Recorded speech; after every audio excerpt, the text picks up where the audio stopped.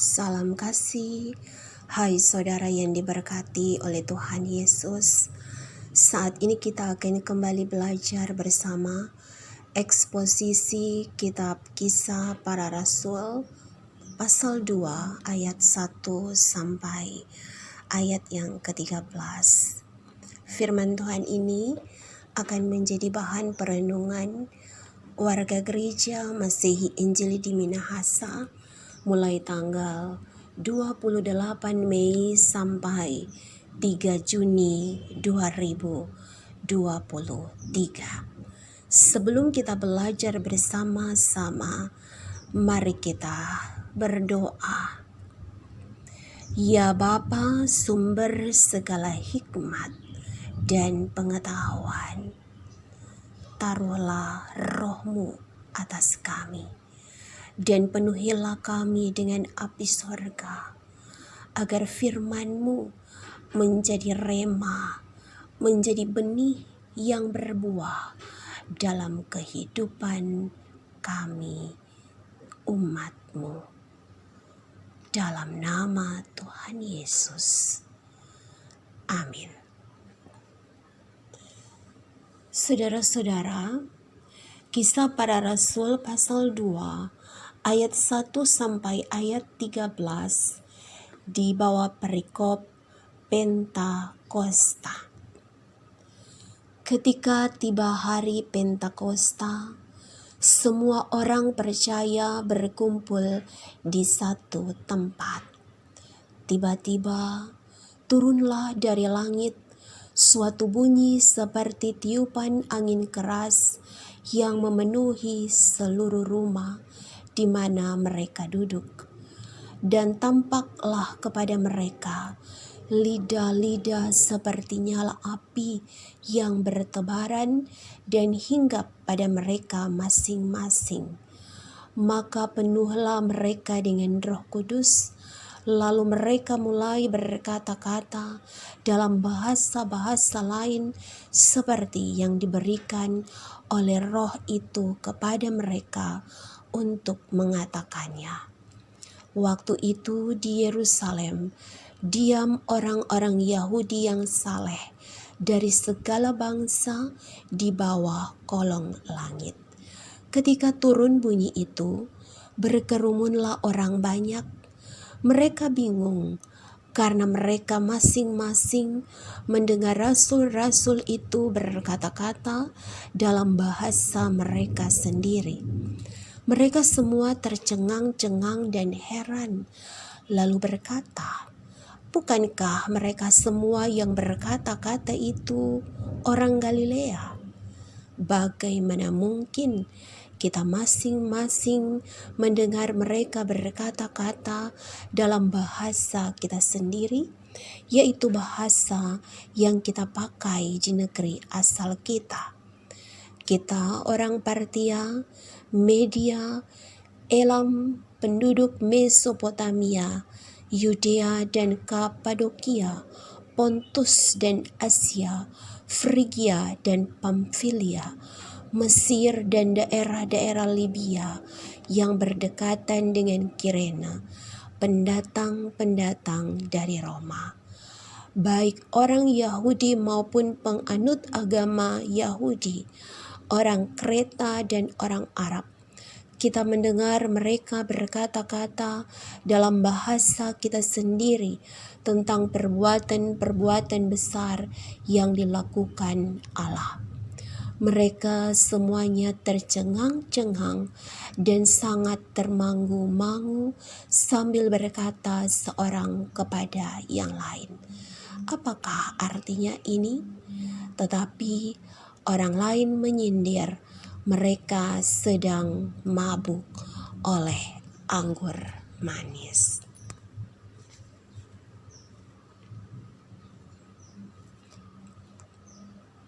Latar belakang. Perayaan Hari Pentakosta dalam tradisi Yahudi selalu berlangsung saat pergantian tahun setelah panen gandum. Dan acara perayaan berlangsung hikmat di ibu kota Yerusalem. Yerusalem menjadi pusat perayaan penting dalam agama Yahudi. Menurut B.F. Drewes dan kawan-kawan, bahwa orang yang datang ke Yerusalem untuk merayakan adalah orang-orang Yahudi, baik muda maupun tua dari perantauan. Bandingkan Kisah Para Rasul 2 ayat 5. Maksud penulisan.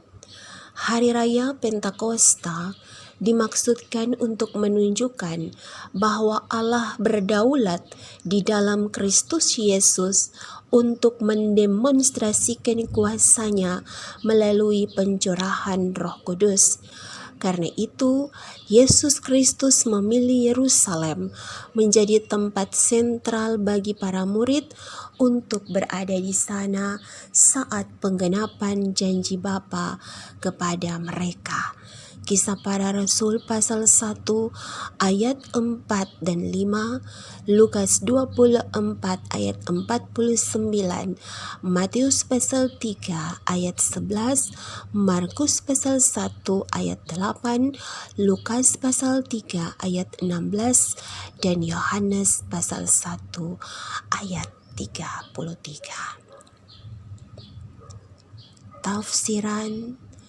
Salah satu ketritunggalan Allah yang mempunyai peran penting bagi umat yang sungguh-sungguh percaya kepada Kristus Yesus adalah Roh Kudus.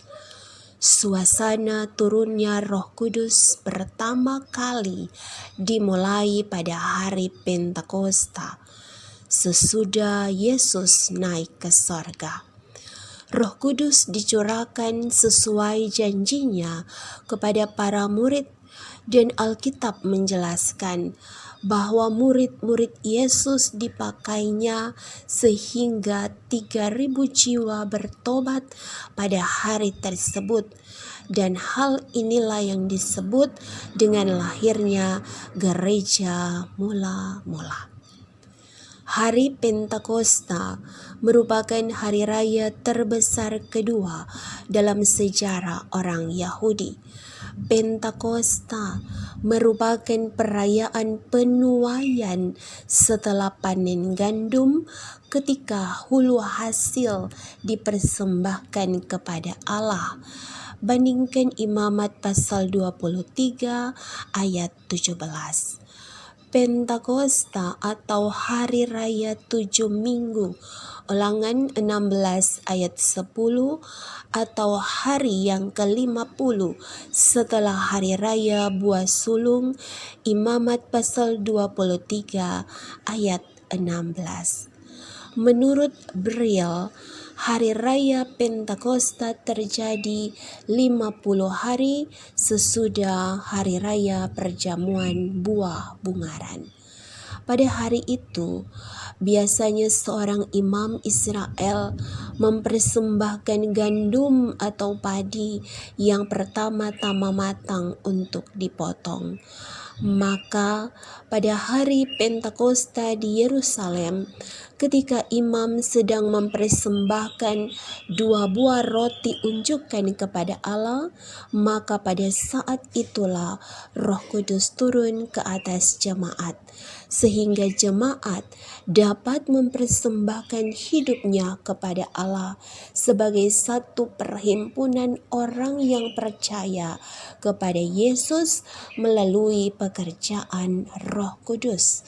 Kisah Para Rasul pasal 2 ayat 1 sampai ayat 4, Efesus pasal 1 ayat 22 dan 23. Para pembicara di hari Pentakosta adalah para murid Yesus Kristus, yakni 11 orang dari Galilea. Mereka adalah Simon Petrus, Yohanes, Yakobus, Andreas, Filipus, Thomas, Bartolomeus atau Nathanael, Matius atau Lewi, Yakobus bin Alfeus, Simon orang Zelot, dan Yudas bin Yakobus. Kisah Para Rasul pasal 1 ayat 13. Dan satu orang dari Yudea, yaitu Matias. Kisah Para Rasul pasal 1 ayat 26. Tetapi pembicara utama di hari Pentakosta adalah Simon Petrus. Refleksi. Berdasarkan pesan Yesus Kristus, para murid menunggu janji Bapa di Yerusalem, tepatnya di ruang atas tempat mereka menumpang. Kisah Para Rasul pasal 1 ayat 13 dan 14. Pada dasarnya, Pentakosta merupakan hari raya rutinitas bagi orang-orang Yahudi. Pada peristiwa ini, Yesus gunakan sebagai hari penuaian jiwa-jiwa oleh Allah Bapa dalam dunia ini. Dengan demikian, pada hari raya Pentakosta itulah Allah mencurahkan Roh Kudus atas murid-murid. Kisah Para Rasul pasal 2 ayat 1 sampai ayat 4. Agar para murid mendapat keberanian atau kuasa untuk menyatakan kasih karunia Allah mengenai keselamatan kekal kepada umatnya di zaman itu sampai di zaman modern ini. Demikian eksposisi Kisah Para Rasul pasal 2 ayat 1 sampai ayat 13. Kiranya kita semua diberkati. Sampai jumpa lagi. Damai di hati. Shalom.